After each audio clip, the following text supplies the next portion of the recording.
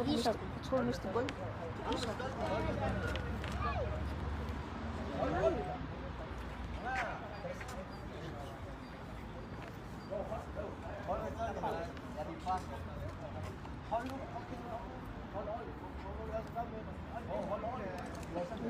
origin. Capek lu. Di sini zoom.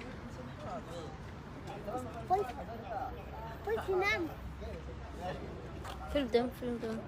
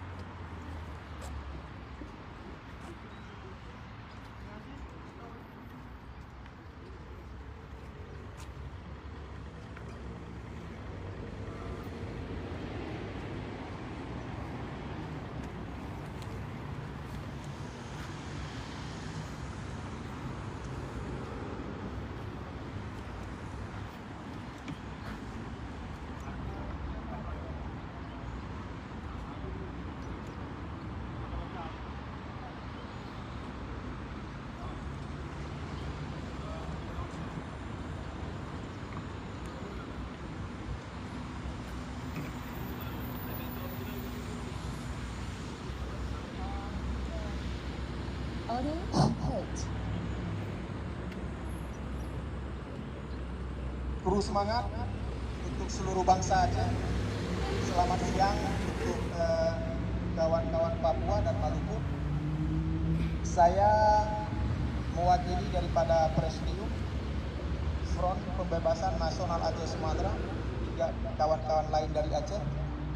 Kami mengucapkan terima kasih banyak kepada bangsa Papua dan bangsa Maluku yang telah membantu kami untuk mensukseskan acara demonstrasi tanggal 26 Maret 2022. Sekali lagi, saya atas nama Presidium Front Pembebasan Nasional Aceh Sumatera mengucapkan terima kasih atas solidaritas bangsa Papua, bangsa Maluku yang telah hadir bersama, berdiri bersama dengan tujuan yang sama, dengan lawan yang sama. Semoga kekompakan kita ini, solidaritas kita ini terus kita pertahankan sampai cita-cita kemerdekaan kita tercapai. Terima kasih banyak. Merdeka! Merdeka! Merdeka! Merdeka! Terima kasih.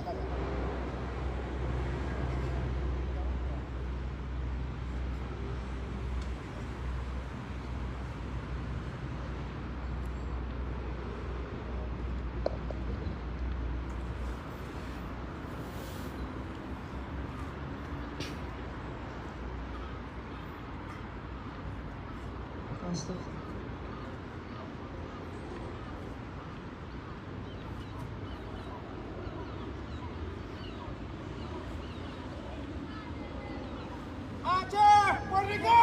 Aceh Merdeka!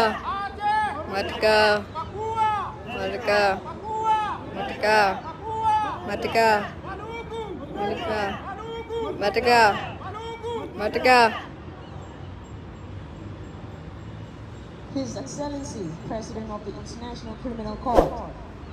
Excellency, today, 26 March 2022, is a history day for the people of Aceh.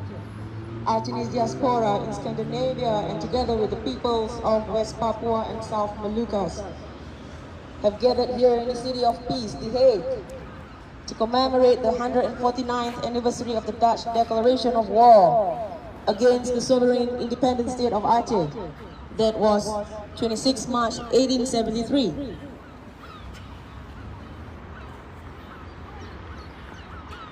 149 years ago, today, the Kingdom of the Netherlands officially declared war against the sovereign state of Aceh, and on the same day, invaded our country.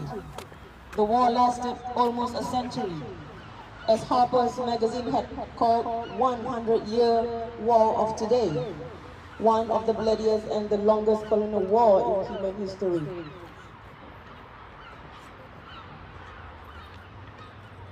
On 27 December 1949, the Dutch colonial regime that has neither de jure nor de facto power of Aceh illegally transferred its non-existent sovereignty over Aceh to Indonesia without elections or consultation with the people of Aceh. This illegal transfer of sovereignty by one colonial power to another, namely Indonesia, is a flagrant violation of the principle of the decolonization procedure of the United Nations, which stipulated that sovereignty over a colonial territory is not transferable by the colonialist power to other colonialist powers. United Resolution 1514-15. In this case, the Netherlands must return Aceh to the Acehnese, the rightful owner, not to Indonesia.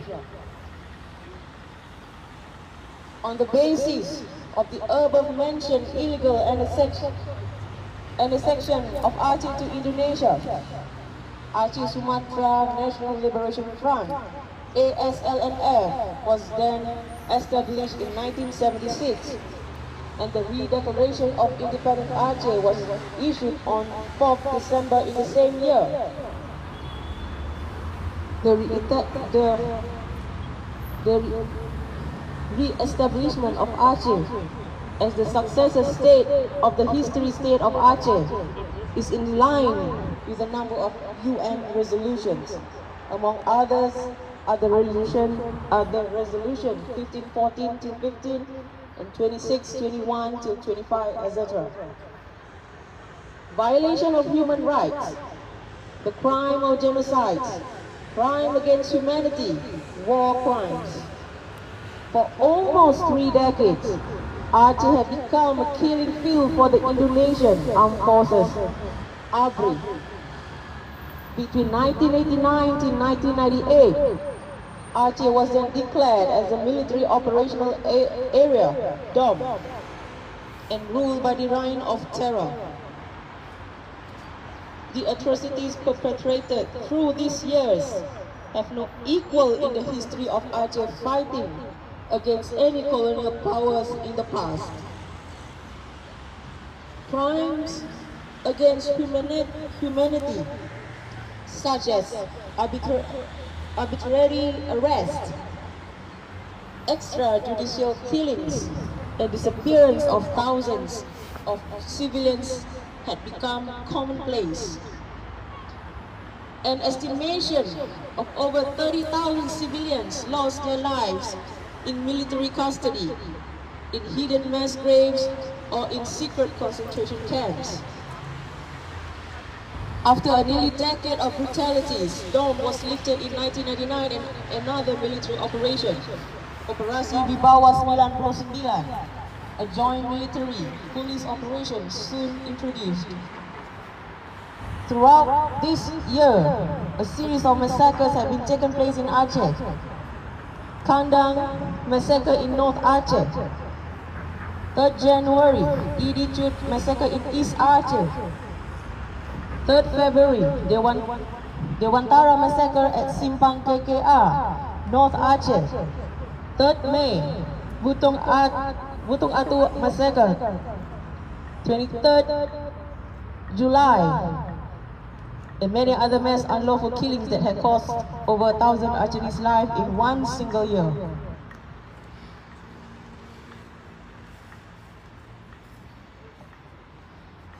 These military operations continued unabated with the same intensity and brutality. Martial law was then imposed between May 2003 and May 2004, and another reign of terror was again in process until Aceh was devastated by the deadly Indian Ocean tsunami on the Boxing Day of 2004.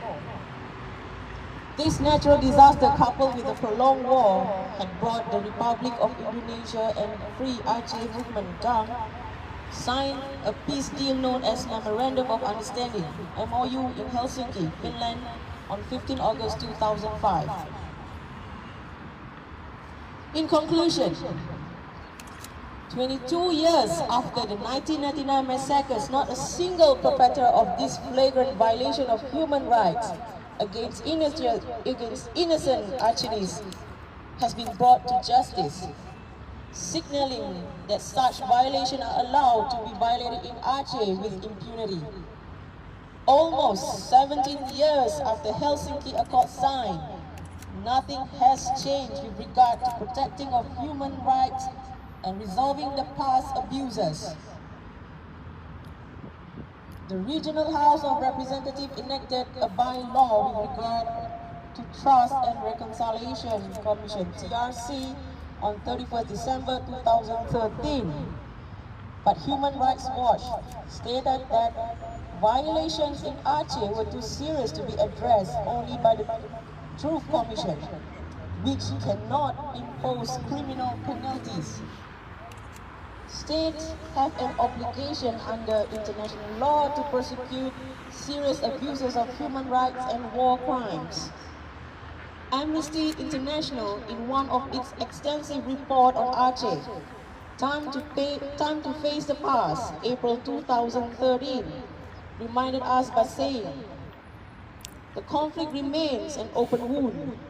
The fate of many of those killed is still unknown. Perpetrators of human rights abuses walk free. Former Asia Director at Human Rights Watch, Brad Adam, pointed out in May Report 2006 that the military leaders who committed crime in Aceh had been rewarded, not punished. The international community has pursued justice for past abuses in East Timor, as well as in Rwanda, Sierra Leone, and the former Yugoslavia. Why should Aceh be treated any differently? He wondered.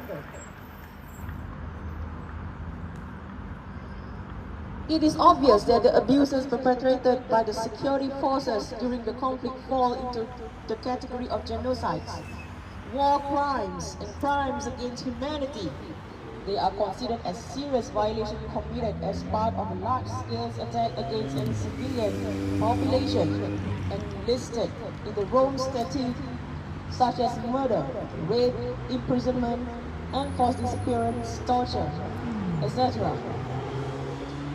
ASLNF therefore appeal to your organization, the International Criminal Court, to independently examine the incident of violence and accountability for massacres, genocides, and war crimes perpetrated by the state.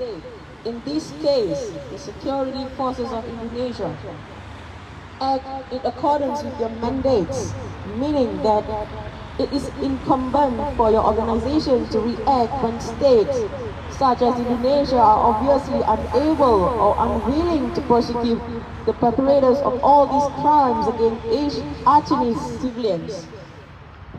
And finally, bring all Indonesian war criminals to the Hague and try for their crime against humanity as you have justly done to those in Rwanda, former Yugoslavia, Libya, etc. Thank you for your attention. Aceh! Merdeka! Merdeka! Merdeka! Merdeka! Merdeka! Merdeka! Merdeka! merdeka, merdeka.